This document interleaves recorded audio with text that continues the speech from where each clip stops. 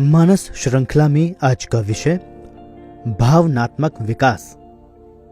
समाज की इकाई है परिवार और परिवार की इकाई है व्यक्ति। व्यक्ति अच्छे होंगे तो परिवार भी अच्छा होगा, समाज भी अच्छा होगा और राष्ट्र भी उन्नत होगा। इसीलिए परिवार को बच्चे का पहला स्कूल कहते हैं। बच्चा परिवार के साथ साथ अपनी धरती की संस्कृति से जुड़ता है। परिवार में ही जीवन संघर्षों का सामना करना सीखता है, उसका भावनात्मक विकास होता है। ये घटक ही आगे चलकर उसके व्यक्तित्व को समाज में स्थापित करते हैं। भावना और वासना ये मन की दो महत्वपूर्ण अवस्थाएं हैं। ज्ञान के द्वारा मन में जमे हुए संस्कार को भावना कहते हैं तथा कर्म के द्वारा मन में जमे हुए संस्कार को वासना कहते हैं। वासना को रोकने का विधान है, जबकि भावना को बढ़ाने का विधान है। बच्चा परिवार में 5-6 साल की उम्र से ही सीखना शुरू कर देता है। अनुभव तो उसे पहले ही होने लग जाते हैं। वह उनको अलग ढंग से अभिव्यक्त करता है। उसका आसपास का वातावरण सीमित ही होता है और विषय भी। ये उसके निजी विकास का काल है। जब बच्चा कुछ समझने लायक होता है तो दादा दादी, नाना नानी उसे कहानियां सुनाना शुरू कर देते हैं। बच्चा बड़े चाव से सुनता है। इन कहानियों का आधार लालित्य और माधुर्य होता है। जिस भावनात्मक वातावरण और स्नेह के साथ ये कहानियां कही जाती है, यही इनका महत्वपूर्ण पहलू है। किंतु आज इसको ही सबसे कम महत्व दिया जाता है, जबकि बच्चों में भावनात्मक विकास का आधार इसी उपक्रम से तैयार किया जा सकता है, और वो भी इसी कच्ची उम्र में। इसी आधार पर बालक आगे मिलने वाले ज्ञान को ग्रहण करता है और अपने संस्कार अर्जित करता है। जिस बच्चे के पास ये भावनात्मक आधार नहीं है, वो जीवन के संघर्ष नहीं झेल सकता।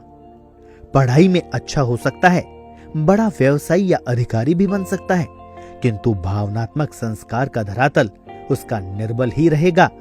पूरा पाश्चात्य समाज इसका ज्वलंत उदाहरण है। आज शिक्षा ने युवकों को नौकरी में धकेलकर संयुक्त परिवार को छिन्न भिन्न कर दिया है। बच्चे से उसके दादा दादी और नाना नानी छीन लिए। अब इतना समय और किसी के पास नहीं है। स्कूल में इस प्रकार के विषयों का स्थान ही नहीं रहा। वहां तो शारीरिक और मानसिक स्वास्थ्य ही आकलन के आधार रह गए। घर पर होमवर्क के आगे मानो शिक्षा ही समाप्त हो गई। बच्चों को छोटे से घर में खेलने के लिए न तो स्थान उपलब्ध है, न ही दूसरे बच्चे। ले देकर आज टेलीविजन का प्रवेश एक अध्यापक की तरह हो गया है। इसी के आधार पर आप परिवार को पहला स्कूल कह सकते हैं। यही तय करता है कि बच्चा क्या सीखेगा। बड़ा घाटा तो बच्चे का आधारहीन होना है। भावनात्मक दृष्टि के बिना व्यक्ति के व्यक्तित्व का निर्माण इसलिए नहीं होता कि जहां उसकी दृष्टि जानी चाहिए वहां जाती ही नहीं, क्योंकि भावनात्मक संस्कार जम ही नहीं पाए और न सिखाए गए हैं। अच्छी नौकरी अथवा कमाई का अर्थ अच्छा व्यक्तित्व कभी नहीं हो सकता। इसका एक अन्य प्रभाव भी पड़ता है। भावनाएं व्यक्ति को जीवन संचालन की दृष्टि देती है। उसके पिछले जन्म के संस्कारों के कारण भी भावनाओं के कुछ अंश उस व्यक्ति में आते हैं। भावनात्मक विकास होने पर वो अपने अच्छे बुरे संस्कारों का आकलन कर जीवन की दिशा तय करता है। बुरे गुणों का बहिष्कार करता है, अपने व्यक्तित्व में नया निखार पैदा करता है, समाज और राष्ट्र के लिए एक स्तंभ के रूप में तैयार हो जाता है। इसके विपरीत भावनात्मक विकास के बिना उसके विचारों में विशेष परिवर्तन नहीं आ पाता। अच्छे बुरे सभी तरह के विचारों का पोषण उसमें समान रूप से होता है। बुरे विचार उसके मन को प्रभावित करते हैं और अंततः शरीर में रोग रूप में प्रस्फुटित होते हैं। शरीर का ग्रंथि स्राव केवल वासनाओं से ही चलता है।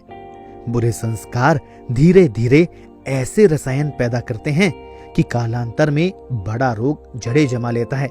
जिस प्रकार क्रोध, चिंता आदि से रोग होते हैं, उसी प्रकार भावनात्मक निर्बलता और वासनात्मक प्रबलता भी बड़े रोगों का निमित्त बनती है।